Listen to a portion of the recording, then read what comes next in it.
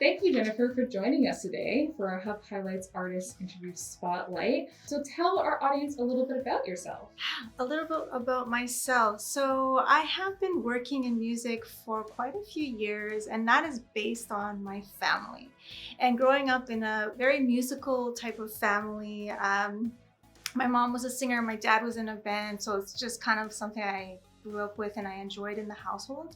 And then I just started, I guess, later on wanting to take vocal training and just writing music eventually. So that's pretty much the journey that brought me here. And now my style of music is, I would say, I call it trop eclectic, which is a mixture of Latin and Caribbean rhythms, which is my favorite. I do have some hints of R&B here and there, but that's like the main style of my music. So your parents were musicians, Yeah. as you said. So, and you're like grammar and recording artists, right? So how did having artistic family members like really inspire you to potentially be a musician or inspire you to like your music? Yeah, that's a great question. To be honest, it actually felt normal because when you grew up just watching my mom perform, my grandmother also perform and just sing, always at parties, like family parties, I would say, growing up, someone would take out a guitar,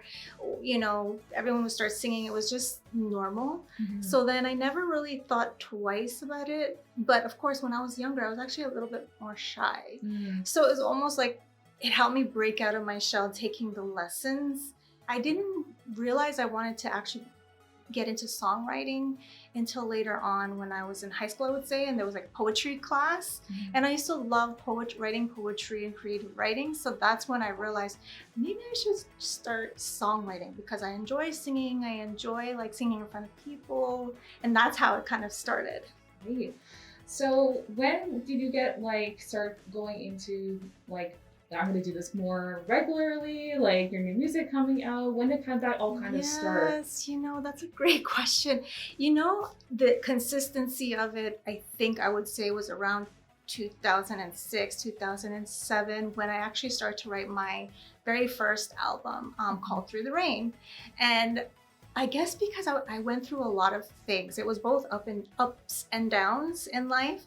And music has always been like therapeutic for me, writing it out, saying things out loud. And by the time like you write and record and perform it, it's like you've gotten over whatever it was. So that's what I did. And I had a lot to say apparently because I wrote like 12 songs and more actually, I should say. And then I chose the 12 that went on to the CDs. And from there is when I started to perform for different events and things like that within the community, when I really actually put my foot into the music scene.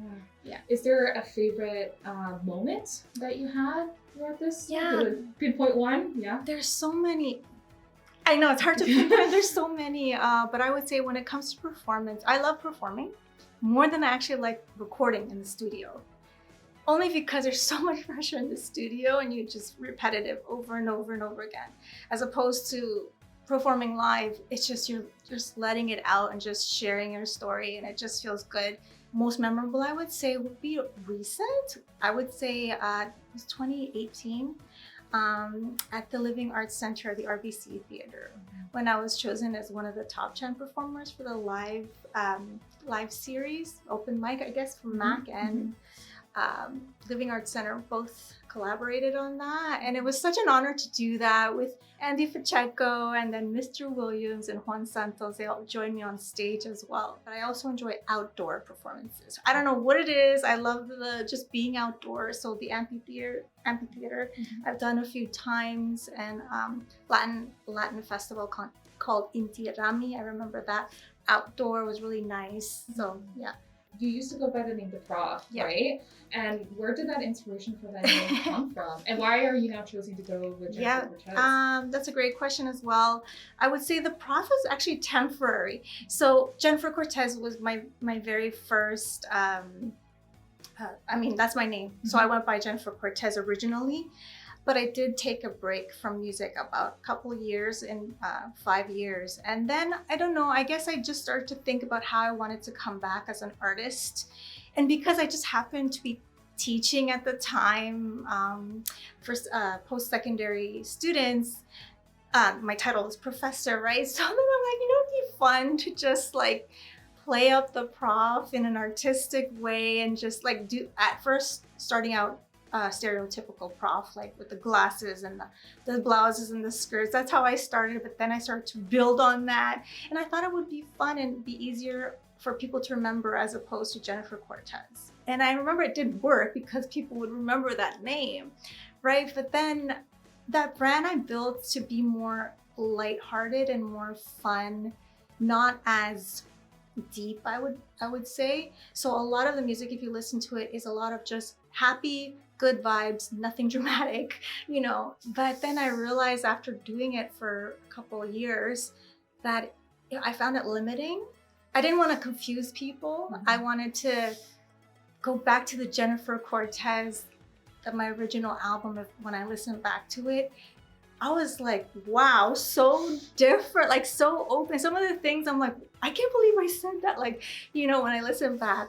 So I'm like, I need to get back into that zone. I felt the need to get back into vulnerability as opposed to just keeping it like good vibes, which I think is great too, but I think you need versatility. Yeah, and that's great, like advice to other artists too, right? It's versatility, it's staying true to yourself and trying new things, right? Yeah. So that's great. So I think you recently released your latest single called Angel of Love. Yeah. Tell our audience a little bit more about it. Yes, Angel of Love. This was my first step back as Jennifer Cortez, and I'm still kind of keeping elements of the Prof, so AKA the Prof, just to make that connection with the audience that I do have music under the Prof. But this is my first, attempt back into Jennifer, like reaching really deep and being vulnerable.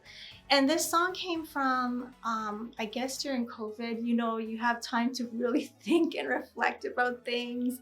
I even started sound healing. I took courses and now I actually offer sound healing services. So I think part of that helped me release some things. What I realized is that I'm carrying something inside me that I thought I let go of that was still there.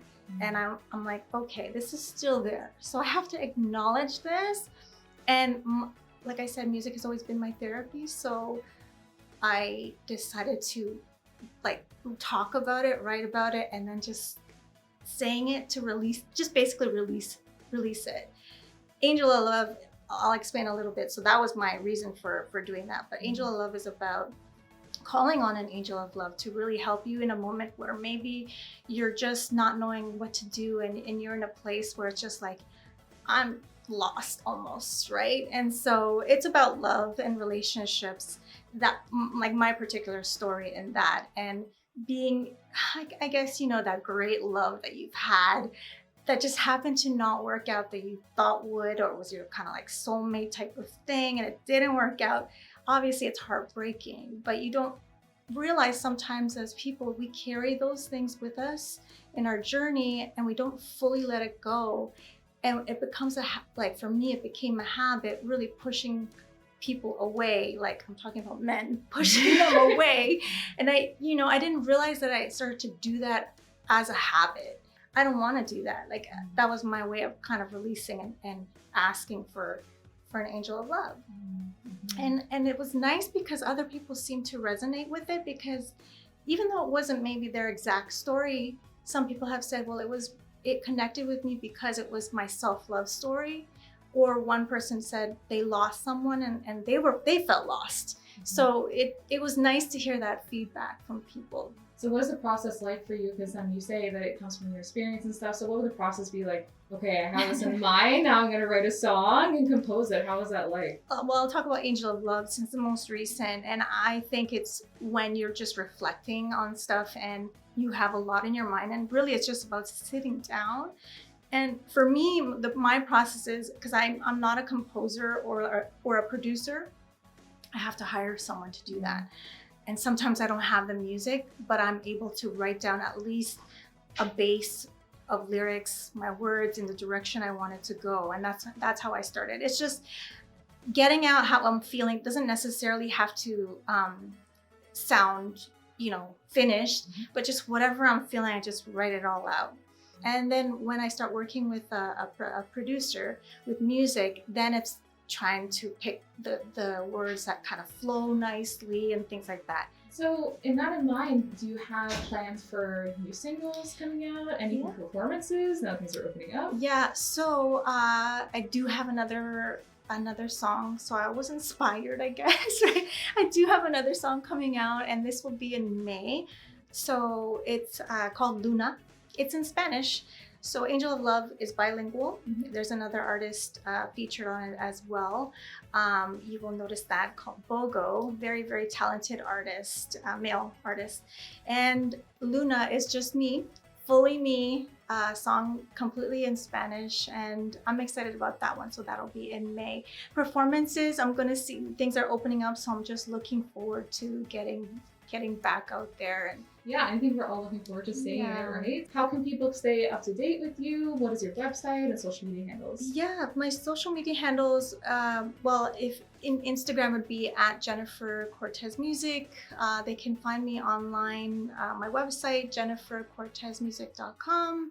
Facebook is the same, at Jennifer Cortez Music. So it's pretty simple where they can find me. On Spotify, for example, you can find me now under 2 names, but they're both connected with each other. I made sure that the account's connected. So the Prof and Jennifer Cortez for my latest single, Angel of Love. There's also About That. I also have a mini album called Out of Office, which is pure under the Prof, which is pure about vacation and like being out of office and just enjoying life. So yeah. Great. Thank you so much for joining us and taking the time today. And we're looking forward to seeing all your upcoming music and new projects and everything else. Thank you. Thank you very much.